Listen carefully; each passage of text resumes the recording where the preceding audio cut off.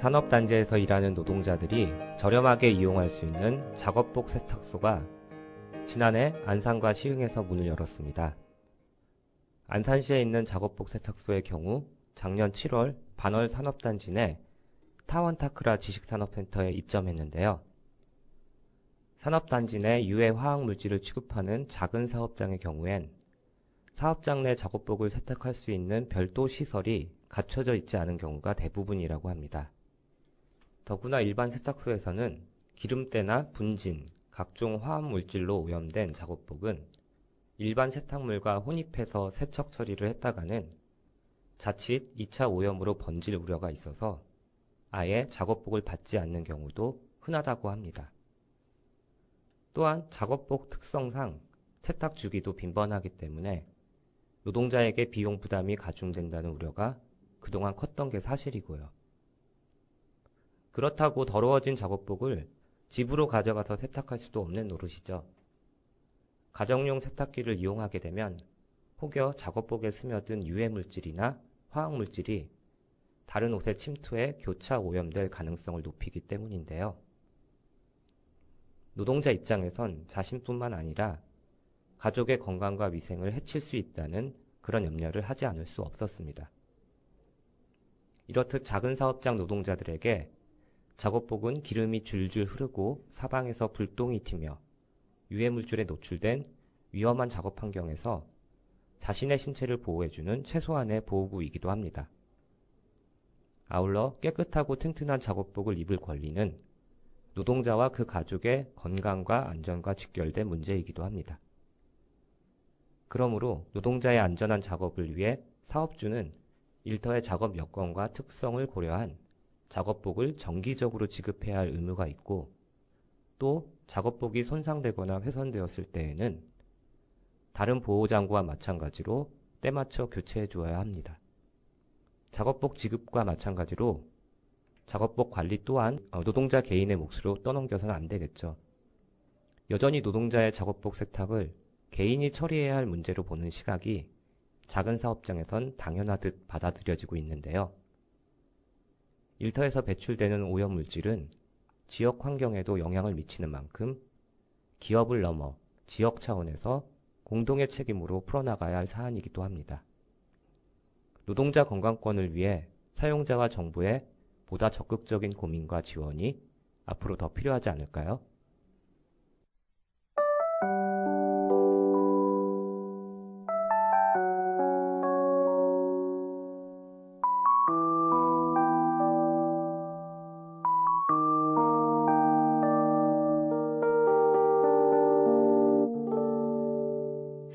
작은 얘기라도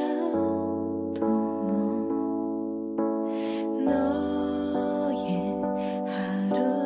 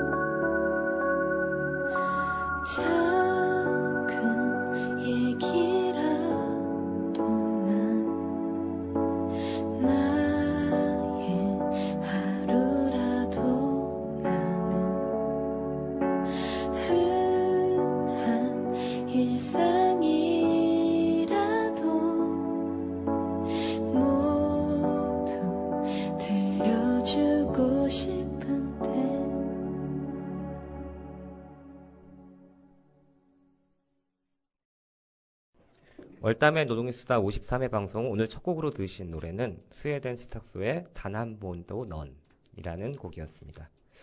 한국의 여성 2인조 어쿠스틱 듀오죠. 스웨덴 세탁소는 밴드명의 의미를 살펴보면 더러워진 마음을 세탁해준다는 그런 의미를 갖고 있다고 하고요. 이 앞에 스웨덴이라는 단어가 붙은 이유는 그냥 세탁소 앞에 붙이기에는 어감이 가장 자연스러운 것 같아서 붙였다고 합니다. 재밌죠? 예, 오늘 방송 반월시아공단에서 일하는 작은 사업장 노동자 여러분께 전해드리는 공단 뉴스로 꾸며질 예정입니다. 오늘도 공단 뉴스 코너를 풍성하게 만들어주실 단골 게스트분이 나와 계십니다. 월담노조 이미숙님 어서 오세요. 네, 안녕하세요. 단원 FM 청취자 여러분, 월담과 함께하는 공단 뉴스 이미숙입니다. 네, 미숙님 오늘 방송 오프닝에서 깨끗하고 튼튼한 작업복을 입을 노동자의 권리에 대해서 잠깐 이야기해봤거든요. 네. 미숙님은 혹시 안산에 있는 작업복 세탁소를 가보신 적이 있나요? 네, 저도 작년 여름에 안산시에 작업복 세탁소를 연다는 소식을 듣고, 한동안 궁금해 하기만 하고 가보진 못했었거든요. 네. 그러다가 저희 월담노조에서 매주 화요일 점심때마다 작은 사업장 노동자들과 만나는 공단 선전전 시간이 있잖아요. 네네. 네, 이것도 작년 가을인가 올 초였나 기억이 정확하지는 않는데, 아무튼 타원타크라 지식산업센터에 갔던 날 우연찮게 작업복 세탁소를 봤던 것 같아요. 아, 맞아요. 그때 저도 자리에 있었거든요. 네. 저는 이제 아무튼 직접 들어가 보진 못했고 밖에서만 내부 전경을 살짝 들여다보긴 했는데요. 사실 이제 꼼꼼히 들여다본 게 아니라서 제가 아주 자세하게 안산시 작업복 세탁소의 모습을 여러분께 소개해드리기는 어려울 것 같은데요. 혹시 미숙님은 세탁소 시설 좀 기억나는 장면이라도 있으신가요? 왜 우리가 보통 동네에서 이용하는 코인 빨래방 있잖아요. 네네. 예, 세탁기나 테이블 배치 같은 건 사실 작업복 세탁소라고 해서 별 다를 게 없긴 하더라고요. 다만 여기는 이제 사업장에서 수거된 작업복 세탁물을 모아서 작업복 세탁소에서 일하시는 분들이 직접 세척하고 건조 분류 작업을 하시는 거잖아요. 네. 그래서 세탁소 내부는 코인 빨래방보다는 훨씬 좀 널찍하게 돼 있긴 하더라고요. 안산시 작업복 세탁소는 그러면 상주하는 직원분들이 계신 거네요? 우리가 아는 일반 코인 빨래방처럼 무인으로 운영되는 건 아닐 거고요. 네, 당연히 그렇죠. 안산시 작업복 세탁소는 경기도 장애인 복지회 안산지부에 위탁 운영을 하고 있다고 하더라고요. 그리고 일반 세탁소가 아니라 작업복 전문 세탁소라고 하잖아요. 네. 그래서 여기 계신 직원분들이 작업복 세탁과 건조는 물론이고 간단한 작업복 수선까지도 해주신다고 하더라고요. 그렇군요. 제일 궁금한 게 저는 아무래도 이용요금이거든요. 아무리 작업복을 청결하게 세탁해준다고 해도 만약에 이용요금이 너무 비싸면 저는 좀 자주 이용하겠다는 마음이 안 들 것 같거든요. 아무래도 여긴 경기도 지원으로 위탁 운영되는 시설이잖아요. 네. 그래서 당연히 수익 창출이 주 목적이라기보다는 작은 사업장 노동자들의 복지 차원에서 운영된다고 보는 게 맞을 것 같아요. 그래서 이용 요금도 비교적 저렴한 편이더라고요. 네.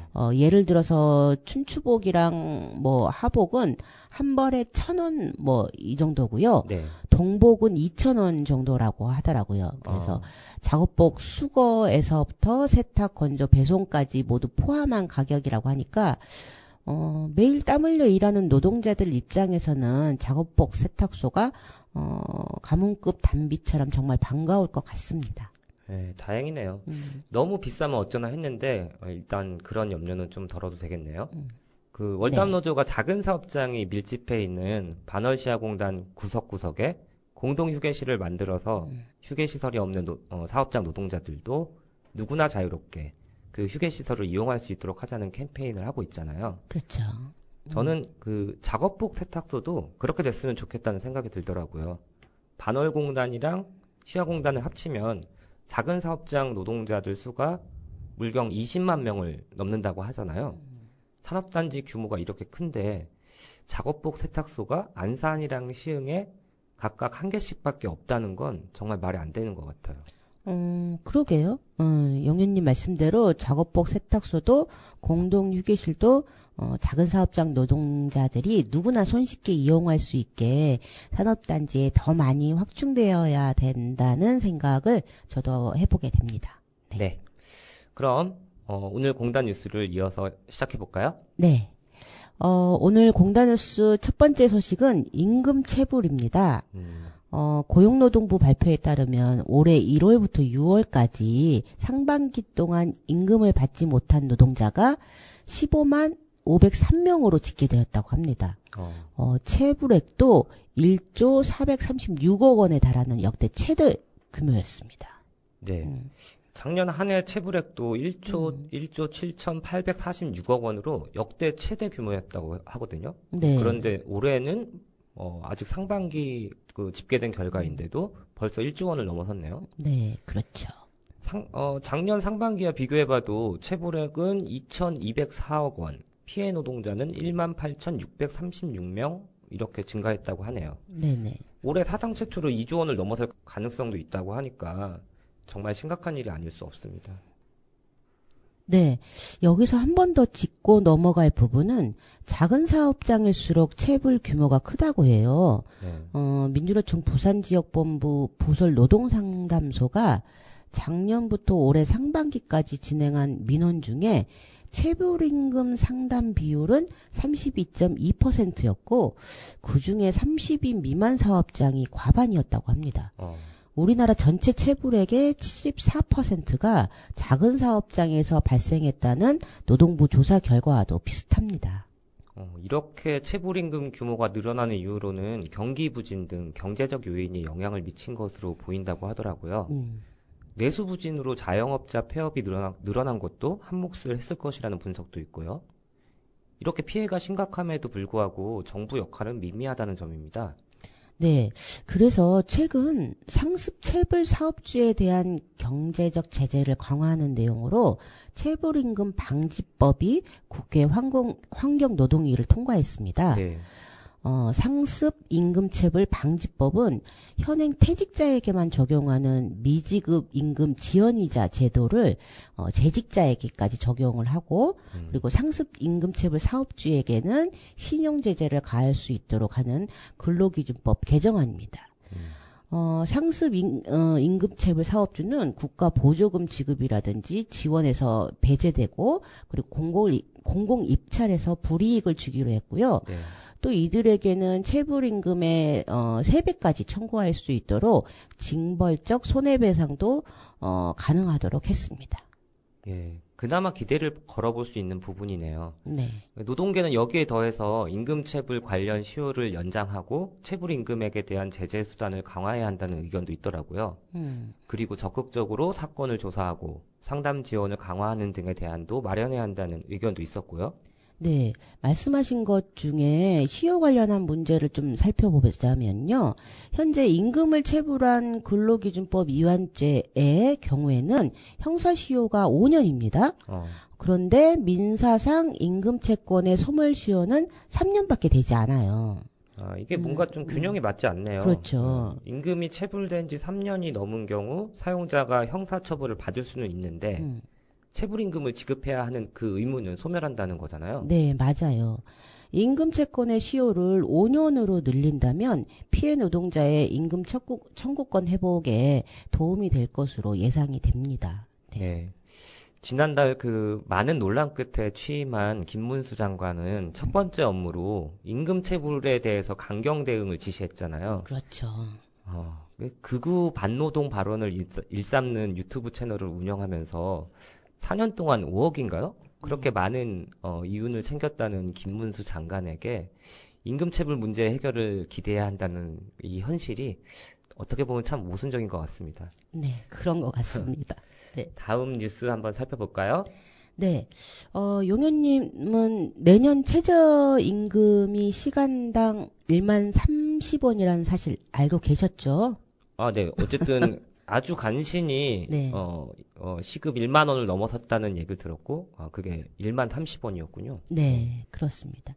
최저임금위원회가 내년 최저임금을 이제 결정하고 나니까 각 지방자치단체가 속속 그 생활임금을 결정하고 있습니다. 네. 서울시는 생활임금으로 1만 1,779원을 결정을 했고요. 네. 광주시는 1만 2,930원, 경기도는 1만 2,152원, 그리고 우정부시는 1만 1,020원으로 결정되었다고 합니다.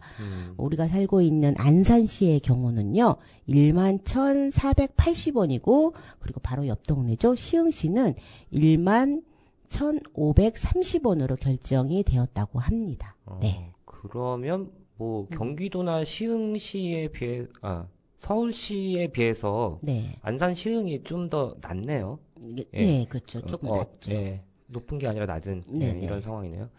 이 생활임금이 어쨌든 뭐 주거비와 교육비, 문화비 등을 고려해서 저임금 노동자들이 최소한의 생활을 유지할 수 있는 수준의 임금을 말하는 거잖아요. 그렇죠. 그래서 많은 지자체들이 이제 조례로 정하고 있고요. 이런 생활임금 제도에 대해서 제가 잠깐 찾아보니까 2013년에 부천시가 제일 먼저 도입했다고 하더라고요. 네. 그러니까 그게 벌써 이제 11년 전 일이니까 대구시가 이제 작년 8월에 마지막으로 합류하면서 전국에 있는 17곳 광역자치단체가 전부 이 제도를 도입하고 있다고 합니다. 어쨌든 이제 11년째 됐으니 이제 어느 정도 자리를 잡았겠죠? 네, 일단은 그래 보입니다. 예. 그런데 이제 한 가지 아쉬운 부분은 생활임금을 적용받는 대상이 제한적이라는 겁니다.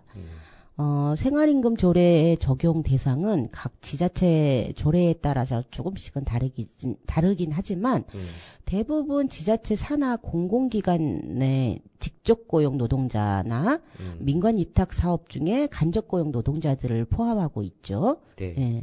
그래서 지자체에서 정한 생활임금은 대부분 정부가 고시한 최저임금보다는 조금 높은 금액이잖아요. 네네. 예를 들어서 안산시청에서 뭐 계약직으로 일하는 노동자는 정부에서 고시한 최저임금이 아니라 안산시 생활임금을 적용받을 수 있습니다. 네. 그런데 앞서 말씀드린 대로 이 생활임금을 시행하는 민간 기업이 거의 없다는 점이 아쉬운 부분입니다. 맞습니다. 지자체들은 생활임금이 민간 부문으로 확대될 수 있도록 하겠다고 입을 모으고 있는데 적극적으로 이런 정책을 펴는 곳은 사실 찾아보기 힘들죠. 경기도가 유일하게 생활임금을 도입한 그 민간 기업에 공공계약을 할 때 가산점을 주고 있지만 그 적용하고 있는 기업의 개수가 많지 않다고 들었어요. 그리고 지자체에 따라 임금 차이가 발생하는 것도 문제입니다. 가장 높은 광주시는 1만 2,930원이잖아요. 네. 그리고 가장 낮은 의정부시는 1만 1,020원입니다. 네. 그러면은 그 차이가 1,910원이네요. 그 생활임금의 취지를 생각한다면 생활권에 있는 인접 지자체들은 비슷한 생활임금 수준으로 책정될 필요가 있을 것 같은데 현실은 그렇지 않네요. 그러게요. 이처럼 여러 문제들이 있기는 하지만 생활임금이 최저임금의 보조적 수단으로 임금을 보존하는 역할을 하고 있다는 사실은 부정할 수는 없을 것 같습니다. 네. 앞으로 민간 기업에게까지 생활임금이 확대 적용되고 지자체별 차이가 좁혀지는지 한번 지켜봐야겠습니다. 그럼 다음 뉴스로 넘어가 볼까요? 네. 다음 뉴스는 육아휴직 제도 관련한 소식입니다. 육아휴직 제도는 대표적인 일가정 양립 제도로 그 사용률이 점점 꾸준하게 증가하고 있다고 합니다. 네. 국회 미래연구원이 지표를 통해 살펴본 일가정 양립 현황 미래과제 보고서를 발표를 했는데요. 이 보고서에 따르면 2022년 기준 출생아 100명당 육아휴직을 사용한 여성은 30명으로 2010년 10.1명과 비교하면 3배가 증가했다고 합니다. 네. 저출생 문제 등으로 인해서 육아휴직에 대한 인식이 조금은 개선된 영향이겠죠? 하지만 육아휴직을 사용할 수 있는 조건과 실제 사용률이 사업장 규모와 성별에 따라 큰 격차가 있는 것도 사실이잖아요. 맞아요. 그 300인 이상 대규모 사업장의 육아휴직 가능 대상자 수는 100명당 74.4명에 이르지만 50명에서 299명 이하 사업장에서는 19.8명 쭉 줄어들죠. 네. 그리고 5명에서 49명 이하의 사업장에서는 31.2명, 5인 미만 사업장에서는 15.6명에 불과하다는 그런 조사 결과도 있습니다. 네, 맞아요. 작은 사업장에서는 육아휴직이 가능한 대상자의 수도 적지만 육아휴직 대체자를 구하기 어렵거나 업무의 부담이 동료에게 전가되는 문제들로 인해서 육아휴직 제도를 활용하기가 어렵습니다. 비정규직 노동자의 경우 육아휴직 제도 자체를 사용할 수 없다는 문제도 아주 크죠. 여기에 더해서 성별에 따른 사용률도 큰 격차를 나타내고 있잖아요. 맞아요. 육아휴직 가능 대상자 중에 육아휴직을 사용한 여성은 2010년 40.6%에서 70.0%로 30%가 증가했는데 남성의 경우에는 0.2%에서 고작 6.8% 증가한 것에 머물렀다고 합니다. 네. 게다가 작년의 경우에는 전체 육아휴직급여 수급자 중에 전년 대비 남성의 비율이 6.7% 줄었고요. 사실 고용보험 가입 등 육아휴직 신청 조건을 갖춘 육아휴직 가능 대상자 수는 2022년 출생아 100명당 여성은 42.8명이고 남성은 73.0명으로 사실 남성들이 월등하게 많은데도 말이죠. 네, 그렇습니다. 육아휴직 가능 대상자는 남성이 훨씬 많지만 실제 사용하는 경우는 여성이 대부분을 차지한다는 현실은 여전히 한국 사회에서 여성이 돌봄 노동을 전담한다는 것을 보여주고 있는 것 같습니다. 그러게요.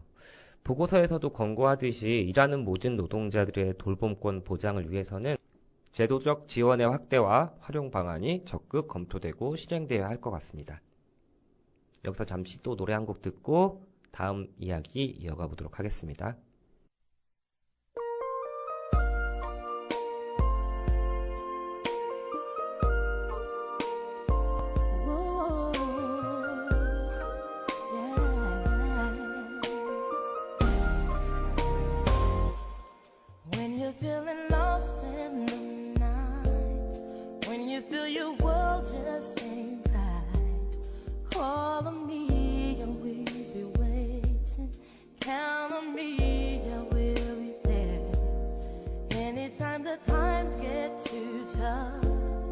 Anytime your best thing to know, I'll be the one to make it better. I'll be there to protect you, see you through. I'll be there and there is nothing I won't do. I will cross the ocean for you. I will go and bring you the moon. I will be your hero, your strength, anything you need. I will be the sun in your sky. I will light your way for all time. Promise you, for you I will. Yes. I will shield your heart from the rain. I won't let no harm come your way. Oh, these arms will be your shelter. No, these arms won't let you down. If there is a mountain to move, I will move that mountain for you. I'm here for you. I'm here forever. I will be your fortress, tall and strong. I'll keep you safe. I'll stand beside you. Right or wrong. I will cross the ocean for you. I will cross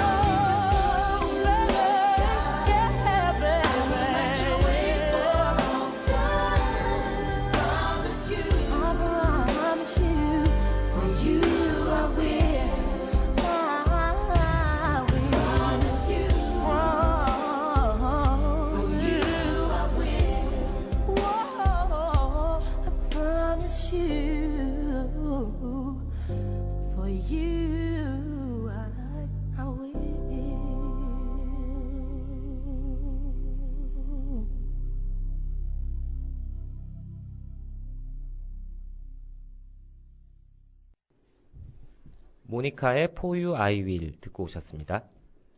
다음 공단 뉴스 소식 이어가 볼까요? 네, 영효님은 고용허가제가 어떤 제도인지 잘 아시죠? 네, 잘 압니다. 네. 설명해야 되는 거죠? 네.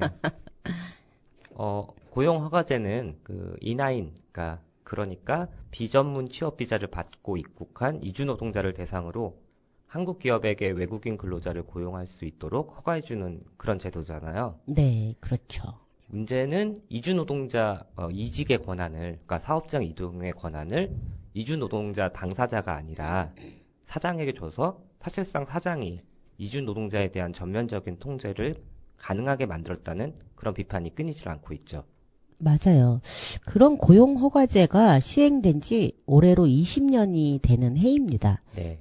말씀하신 것처럼 고용허가제는 20년 역사 동안 이주 노동자들에게 사업장 이동의 자유를 빼앗고 착취와 인권유린, 강제노동으로 인한 인간답게 살 권리를 빼앗긴 시간들이었습니다.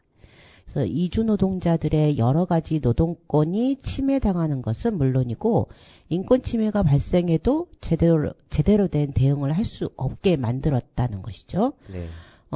그래서 노동계 등 이주 인권 단체들은 고용허가제가 아닌 이주 노동자들에게 이직에 대한 자유와 노동권 그리고 인권을 보장할 수 있는 노동허가제를 도입해야 된다라고 계속해서 요구해 왔습니다. 네. 고용허가제 20년을 맞아서 지난 10월 6일이었죠. 전국 이주 노동자 대회가 열렸는데요. 여기에 모인 이주 노동자들을 비롯한 참가자들은 고용허가제 20년을 돌아보며 한 목소리로 고용허가제 폐지를 외쳤다고 해요. 또한 사업장 변경에 대한 제한에 더해서 지역 제한까지 두고 이주 노동자 고용은 대폭 늘리면서도 권리는 축소시키고 심지어 최저임금 적용 제외까지 운운하는 그런 윤석열 정부의 이주 노동자 정책을 비판했습니다. 네, 저도 거기 다녀왔는데요. 어느 이주 노동자의 발언 중에 인상 깊었던 내용이 하나 있었어요. 네. 어떤 내용이었냐면 당신들은 우리 이주민들의 노동이 필요합니까? 그렇다면 이주민들을 싸게 부려먹을 생각하지 말고 평등하고 충분한 보상을 보장하십시오. 라는 이야기였습니다. 이제 한국 사회에서 노동 현장에서 이주 노동자 없이는 굴러가지 못하는 게 사실이잖아요. 그렇죠. 제조업이나 건설업, 서비스업, 농업, 그리고 축산업, 어업 등 어디 한 군데에도 이주 노동자가 일하지 않는 곳은 없습니다. 그런 이주 노동자의 필요성에 비해 사용자들은 이주 노동자들을 싼 값에만 일을 시키고 싶어 하고 있습니다.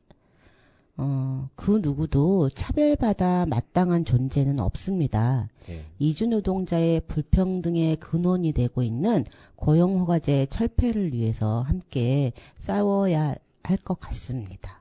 맞습니다. 불평등의 근원, 고용허가제를 철폐하고 이주 노동자에게도 인간답게 일할 권리가 주어져야겠죠. 다음 뉴스가 중대재해 관련 이야기 준비하셨죠? 네. 대본이 유출되었나요? 네, 아무튼. 네. 작년 일하다가 다치거나 죽은 노동자가 지난 10년 동안 가장 많았다고 합니다. 네. 고용노동부 자료에 따르면 지난해 산업재해를 당한 노동자는 13만 6,796명이라고 해요. 네. 그런데 올해 6월까지 재해자가 6만 8,413명이라고 또 알려졌습니다. 네. 자칫 올해 재해자 수가 지난해보다 더 많을 수도 있는 상황이 되었습니다. 지난해 통계를 좀 더 살펴보면 업종별 산업재해를 당한 노동자는 제조업에서 32,967명으로 가장 많았고 네. 그리고 건설업에서 32,353명 그리고 운수 창고 통신업에서 14,937명입니다. 그리고 사업장별로 조금 더 보니까 5인 이상 50인 미만 사업장에서 56,514명이고요. 그리고 5인 미만 사업장에서 38,480명 등 규모가 작은 사업장일수록 여전히 더 많은 노동자들이 산업재해를 당하고 있었습니다. 네, 방금 통계에서 들으신 것처럼 산재 발생은 정말 줄어들 기미가 안 보이네요. 이걸 두고서도 또 국민의힘과 정부는 또다시 중대재해처벌법의 실효성에 의문을 제기하고 있다고 하죠. 네, 그렇습니다. 국회 환경노동위원회 소속인 국민의힘 김소희 의원은 중대재해처벌법 시행 이후에도 산업재해가 지속해서 늘어나고 지난해 재해자 수가 최대를 기록했다면서 산업재해를 막을 실질적인 예방대책과 안전관리 방안을 마련해야 한다고 말했습니다. 처벌만이 능사가 아니라며 중대재해처벌법을 흠집 내려는 논리를 다시 꺼내들고 있는 것처럼 보입니다. 아, 그런 느낌을 저만 갖는 건 아니었군요. 네. 하지만 그 전문가들은 이렇게 말을 합니다. 산업재해가 줄어들지 않는 이유는 처벌을 강화해서 중대재해를 예방하는 것이 이 법의 핵심인데 처벌이 제대로 이루어지지 않고 있다라고 말이죠.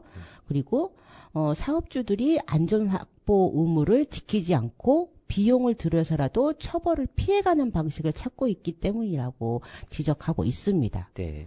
기업이 빠져나갈 수 없도록 법을 보완해서 중대재해의 효과를 높여야 한다는 그런 말이죠.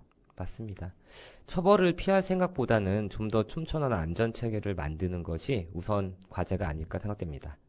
그럼 오늘 마지막 뉴스 이야기해 볼까요? 네. 오늘 마지막 소식은 실업급여 관련한 이야기입니다. 실업급여 수급자가 코로나19 이후 역대 최대치를 향해 나가고 있습니다. 네. 고용노동부에 따르면 올해 7월 기준 구직급여 수급자는 115만 1천 명이라고 합니다. 코로나19 팬데믹 이후 직후였던 2022년 150만 6천 명에서 지난해 153만 명으로 소폭 늘었는데요. 현 추세로라면 올해 실업급여 수급자는 코로나19 이후 최대 규모를 기록할 전망이라고 합니다. 네. 실업급여를 수급하는 사유를 보니까 경영상 필요 및 회사 불황으로 인한 인원 감축이 42%인 177만 5,015명으로 가장 많았다고 하고 폐업과 도산도 4%인 16만 5,697명을 차지했네요. 네. 그런데 이들 중 대다수가 30명 미만 사업장의 76%가 몰려 있습니다. 특히 5명 미만 사업장이 41%로 가장 많았고 5명에서 29명 이하 사업장은 36%, 30명에서 299명 이하 사업장은 15%, 그리고 300명 이상 사업장이 8%입니다. 네, 그렇습니다. 경제 불황의 가장 큰 피해자가 작은 사업장 노동자라는 것이 수치로 드러난 것입니다.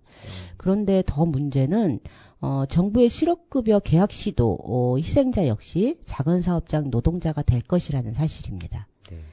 최근 정부가 실업급여의 도덕성을 운운하면서 실업급여 반복수급자의 급여액을 삭감하거나 대기기간을 연장하는 방안을 고려하고 있잖아요. 네. 실업급여 하한액을 폐지하자는 방안도 이야기되고 있습니다. 정부의 안대로 실업급여 반복수급자 급여를 최대 50%까지 삭감하면 가뜩이나 불안정한 고용으로 실업과 취업을 반복할 수밖에 없는 이 작은 사업장 노동자들의 생계는 더욱 위협당할 수밖에 없습니다. 그래서 제발 작은 사업장 노동자들을 더 쥐어짜는 정책은 그만 좀 만들었으면 하는 바람입니다. 네. 정부는 가장 절박한 상황에 노출된 노동자들의 실업급여를 깎아서 재정을 충당할 게 아니라 부자 감세와 같은 정책으로 맞게 된 재정 손실을 되돌리는 것이 더욱 시급하다는 것을 알아야겠습니다. 오늘 공단 뉴스는 여기까지죠? 네, 그렇습니다. 오늘은 다른 날보다 좀 더 많은 소식을 전해드렸는데요. 근데 네. 그 소식마다 내용이 좀 짧아서 라디오 시간이 좀 많이 남았다지요? 네. 아, 예. 어떻게든 채워봐야죠. 네. 네.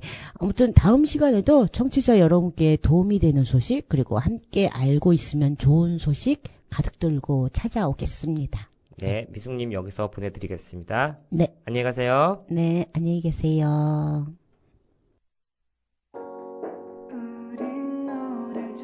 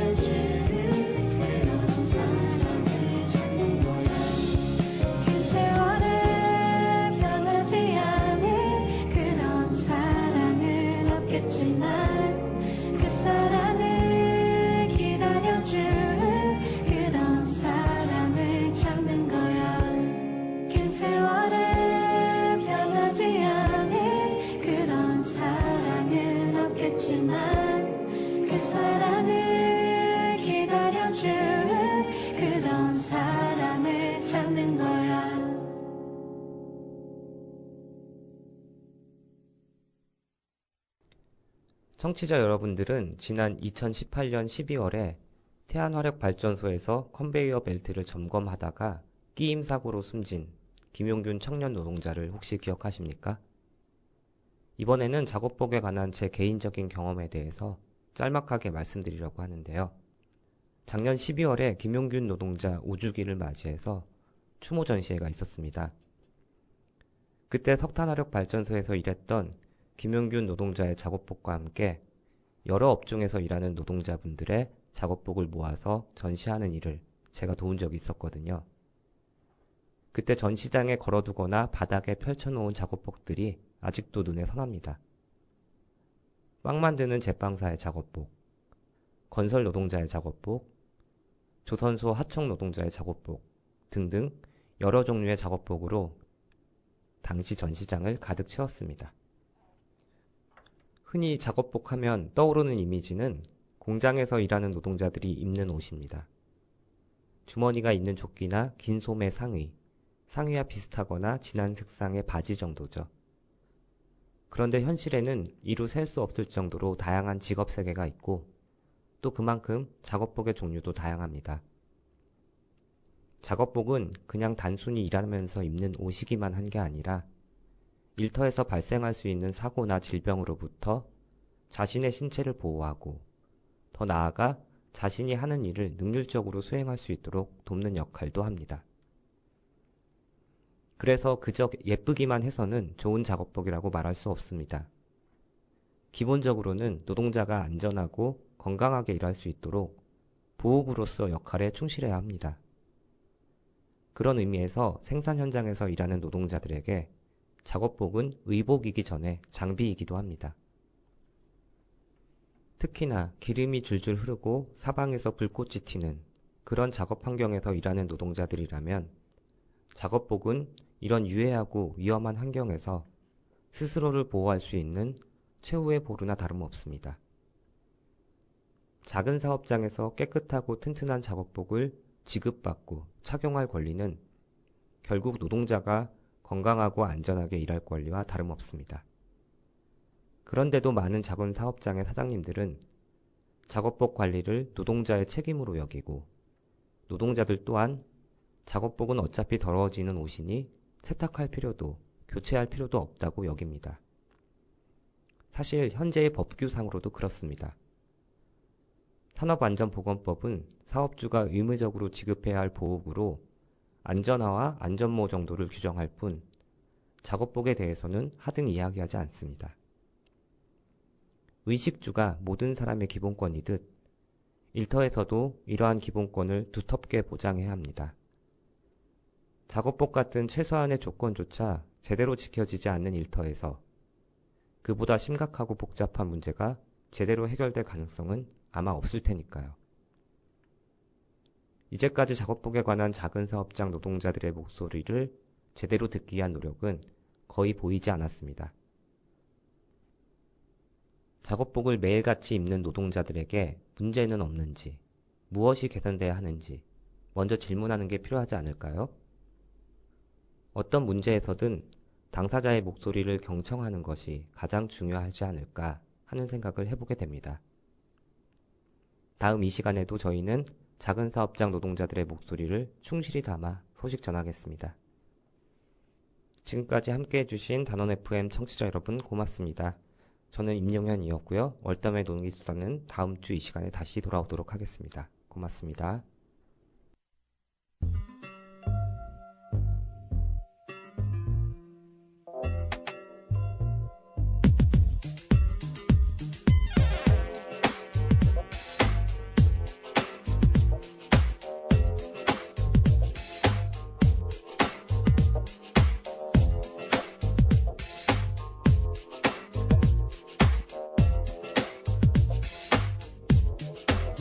If that's your man,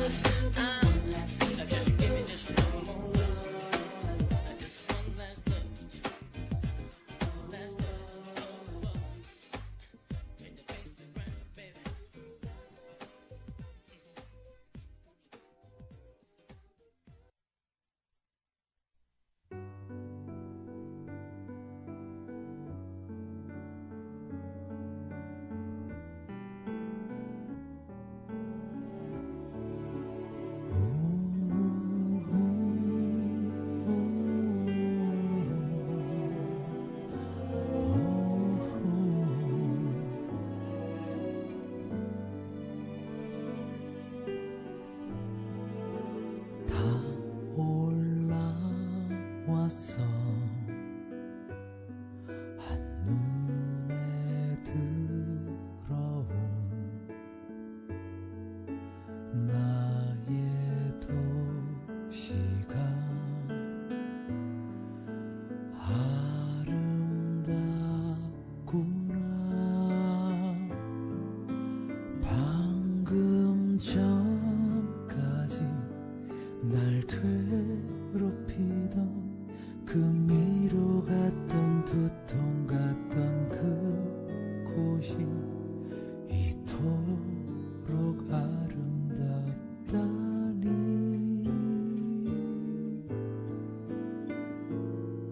저기 어디쯤인가 아직 거기 살고 있니? 모두들 안녕히 잘 계신지. 이렇게 넓은 세상에 우리 만난 건 그것만으로도 소중해. 여기서 보니 내가 겪은 일 아주 조그만 일일 뿐이야. 수많은 불빛 그 속에 모두 사랑하고 미워하고 실망하고 그 중에 내 것도 하나.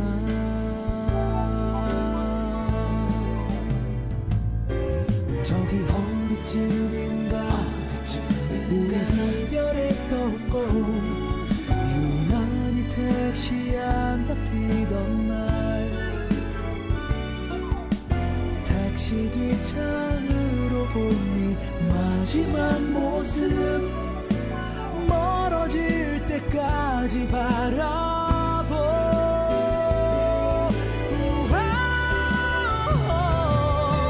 모두 변했겠지. 내가 변한 것만큼 그래도 간직하고 있어. 너의 그 미소가 나를 향할 때 느꼈던 그 포근했던 걸 머물 것 같았던.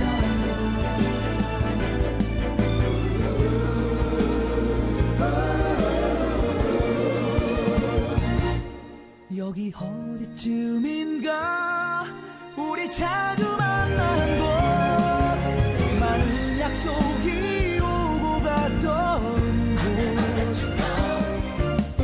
마치 너의 목소리가 바람에 실려 왜 잊지 못하냐고 묻네. 우리 언제쯤인가 마주칠 수 있겠지. 저 불빛 속을 거닐다 보면 먼저 알아본 사람 나였으면 해. 난 언제나 바라봤기에 언제나.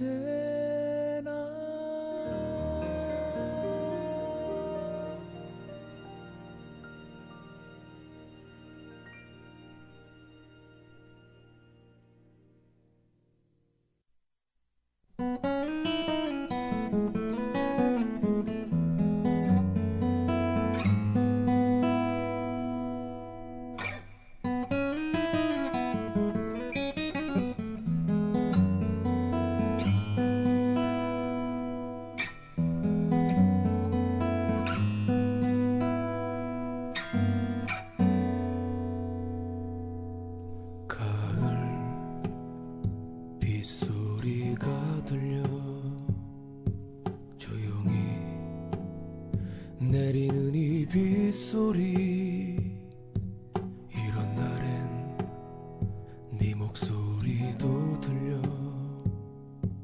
다정히 날 부르던 목소리 비 오는 창문 바깥로수에 네가 서 있을 것 같아 문을 열고 기억 저편 널 만나러 뛰어나갔죠. 주르르르르르르 이 빗줄기처럼 내 마음도 흘러내려 잠들었던 추억들이 송구름처럼 내 안에 피어나 빛 속에서 널 생각해.